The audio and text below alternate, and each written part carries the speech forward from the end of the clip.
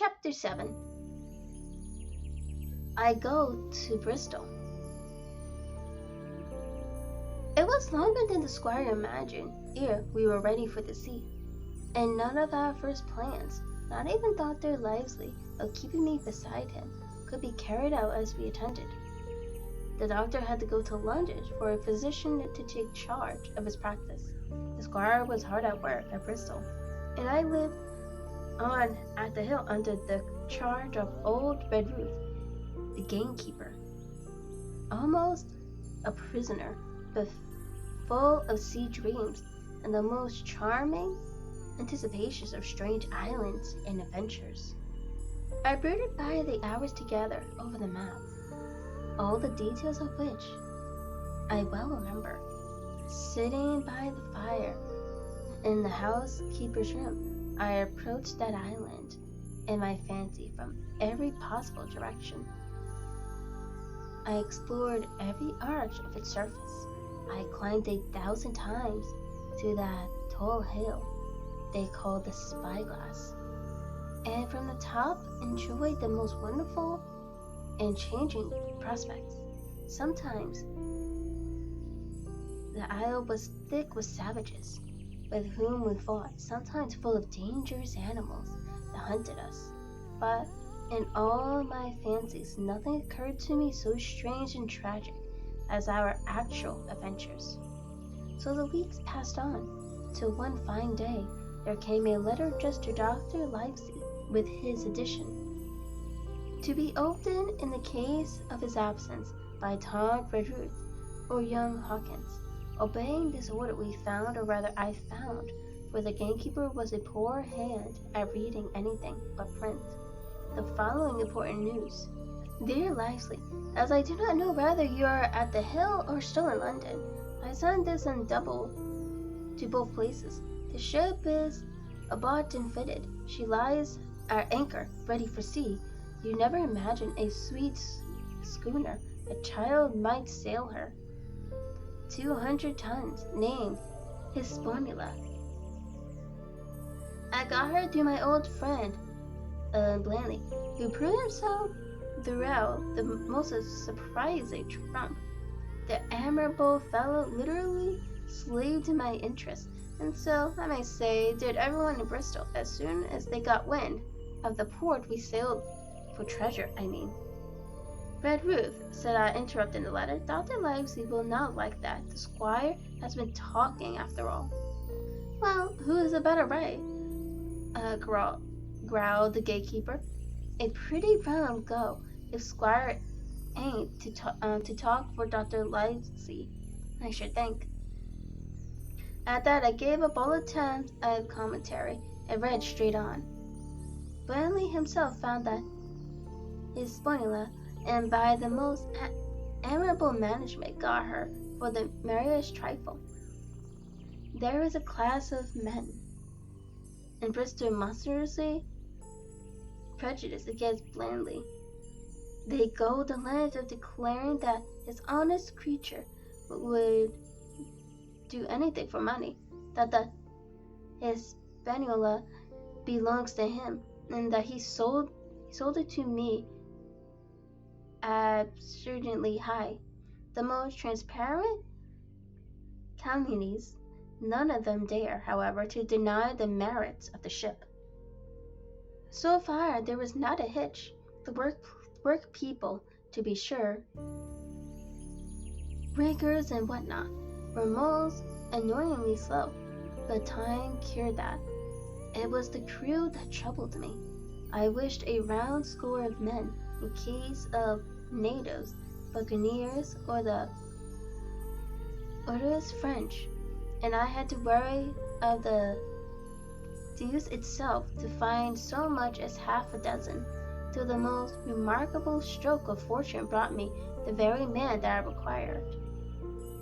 I was standing on the dock when, by the merest accident, I fell in talk with him. I found he was an old sailor, kept a public house, knew all the seafaring men in Bristol, had lost his health ashore, and wanted a good berth as cook to get to sea again.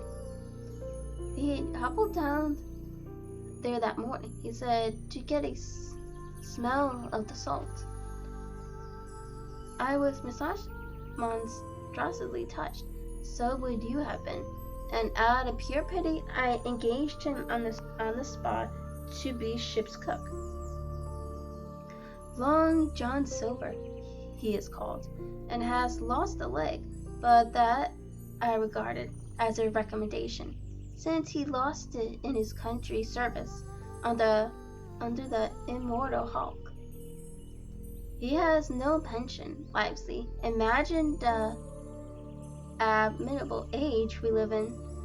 Well, sir, I thought I had only found a cook, but it was a crew I had discovered.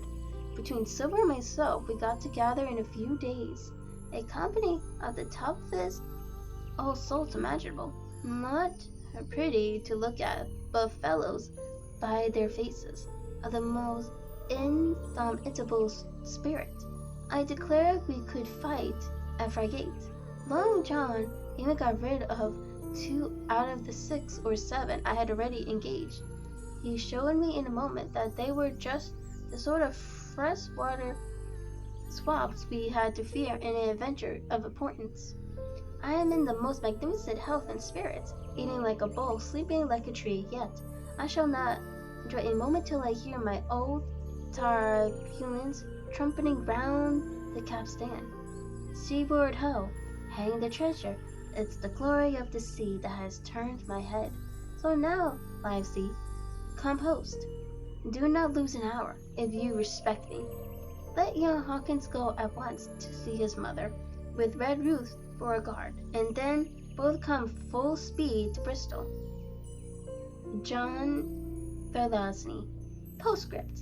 I did not tell you that Blandley, who by the way is to send a consort after us if we don't turn up by the end of August, I found an admirable fellow for sailing master. A stiff man, which I regret, but in all other respects a treasure. Long John Silver unearthed a very competent man for a mate named Arrow. I have a boatswain who pipes, Livesey, so things shall go man-o'-war fashion on board the good ship Hispaniola. I forgot to tell you that Silver is a man of substance. I know of my own knowledgeable that he has a banker's account, which he has never been overdrawn. He leaves his wife to manage the inn, and as she is a woman of color, a pair of old bachelors like you and I may be excused for guessing that it is the wife quite as much as the hoe that sent him back to roving. JT PPS. Hawkins may stay at one night with his mother. GT. Fancy the excitement into which that letter put me. I was half beside myself with glee, and if ever I despised a man, it was old Tom Red Ruth, who could do nothing but grumble and lament. Any of the upper gamekeepers would gladly have changed places with him, but such was not the squire's pleasure. And the squire's pleasure was like law among them all. Nobody but old Ruth would have dared so much as even to grumble. The next morning, he and I set out on foot for the Admiral Benbow, and there I found my mother in good health and spirits. The captain, who had so long been a cause of so much discomfort, was gone where the wick ceased from troubling. The squire had everything repaired, and the public rooms and the signs repainted, and had added some furniture, above all a beautiful armchair for mother in the bar. He had found her a boy as an apprentice also, so that she should not want help while I was gone. It was on seeing that boy that I understood for the first time my situation. I had thought up to that moment of the adventures before me, not at all of the home that I was leaving, and now at sight of the clumsy stranger who was to stay here in my place beside my mother, I had my first attack of tears. I was afraid I led that boy a dog's life, or as he was new to the work.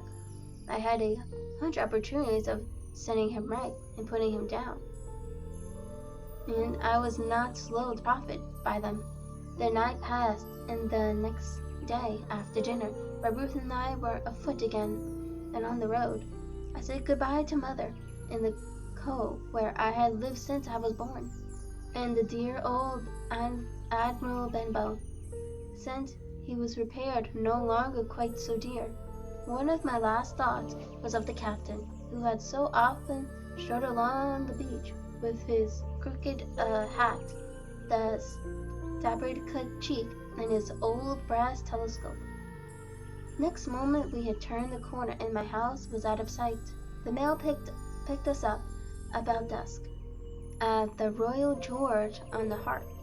I was wedged in between Fred Ruth and a stout old gentleman, and in spite of the swift motion and the cold night air, I must have dozed a great deal from the very start, and then slipped like a log uphill and down dale through stage after stage. But when I was awakened at last, it was by a punch in the ribs, and I opened my eyes to find that we were standing still before a large building in a city street, and that the day had already broken a long time. "Where are we?" I asked. "Bristol," said Tom. "Get down." Mr. Trelawney had taken up his residence at an inn far down the docks to superintend the work upon the schooner. Right there we had now to walk in our way, to my great delight, along the quay and beside the great multitude of ships of all sizes and rigs and nations. In one, sailors were singing at their work.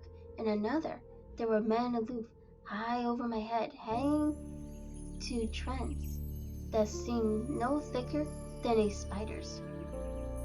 Thought I had lived by the shore all my life. I seemed never to have been near the sea till then. The smell of tar and salt was something new. I saw the most wonderful figureheads that had all been far over the ocean. I saw besides many old sailors with rings in their ears and whiskers curled in ringlets and tarry pigtails, and their swaggering, clumsy sea walk. And if I had seen as many kings or archbishops, I could not have been more delighted. And I was going to see myself, to sea in a schooner with a piping boatswain and pig-tailed singing seamen, to sea bound for an unknown island, and to seek for buried treasure.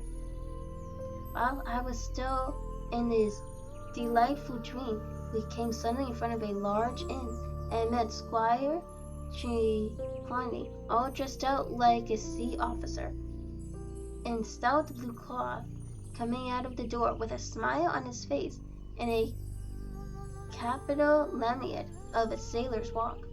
"Here you are," he cried, "and the doctor came last night from London. Bravo!